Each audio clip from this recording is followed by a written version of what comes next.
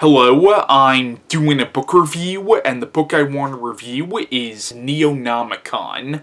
Now, Neonomicon is a graphic novel written by Alan Moore and illustrated by Jacen Burrows, and published by Avatar Press. Now, this started out as a two-part comic book series called The Courtyard, which was published in 2003 and was actually based on a short story by Alan Moore, and later on Alan Moore wrote a sequel to The Courtyard, a four-part comic book series called Neonomicon, which was published in 2011, and later on both The Courtyard and Neonomicon were all published together into one graphic novel.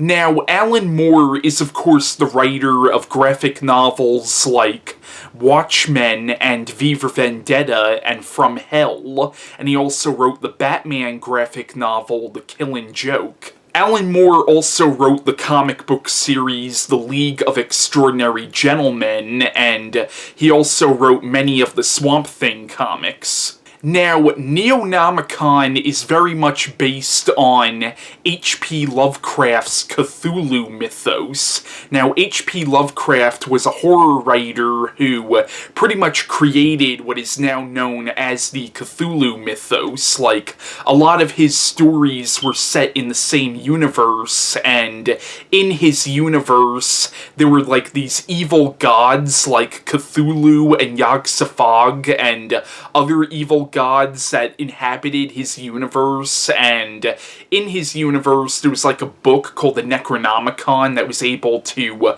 call out to these evil beings, and many other authors have based their stories on Lovecraft's Cthulhu mythos. Like, I know Robert Bloch, who wrote the book Psycho, actually wrote a lot of stories set within the Cthulhu mythos. Now, the plot of Neonomicon is it begins with the Courtyard Story, which follows this FBI agent named Sax, who is investigating this series of murders, and these murders were all committed by three different people who didn't even know each other, and it all seems to be linked with some kind of a drug, and this FBI agent, he goes undercover, and eventually he meets this drug dealer who's selling this drug, and he takes the drug, and this story ends with this character going insane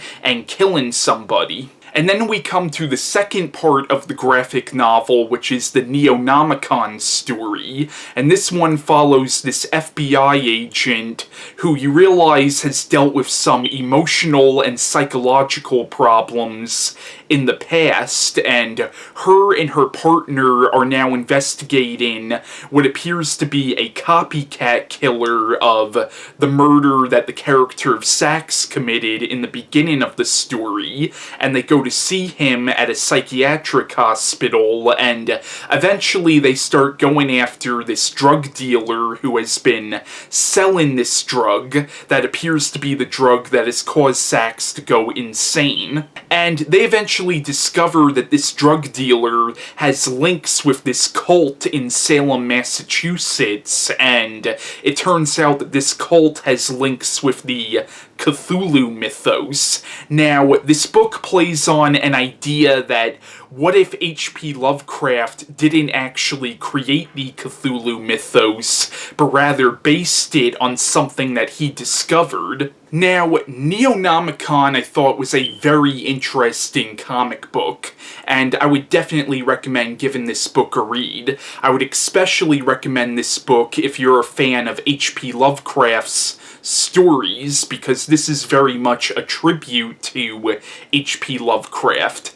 And if you're a fan of Alan Moore, I would also definitely recommend it. Now, one thing I really liked about this book is I liked how it seemed to be both a tribute to the works of H.P. Lovecraft, but also very much a commentary on H.P. Lovecraft's works as well, because this book really does bring up how H.P. Lovecraft Lovecraft stories really have had a huge influence on modern day pop culture, because, like, you have video games based on the Cthulhu mythos. I mean, you even have Cthulhu stuffed animals now, and the book really does bring up how much H.P. Lovecraft's Cthulhu mythos has influenced modern pop culture. But of course, this book is playing on the idea that what if it was real? And while the book is definitely a tribute to H.P. Lovecraft, it also brings up a lot of the flaws of H.P. Lovecraft's stories.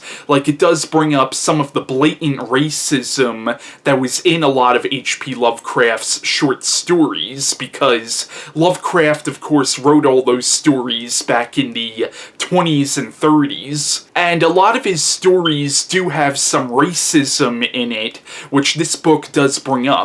So this graphic novel really is both a tribute to H.P. Lovecraft as well as a commentary on Lovecraft's influence on pop culture and culture in general. But even if you don't know anything about the works of H.P. Lovecraft, you could still read this story and enjoy it, because on its own it is a really good horror story. Now, this book also deals with the concept of time, and that what if time was actually this cycle that you can't escape from? Like, the idea in this book is that all time kind of exists at the same time, but we as humans view time as linear, when in fact time is non-linear, and you can't change the past, and you can't change the future.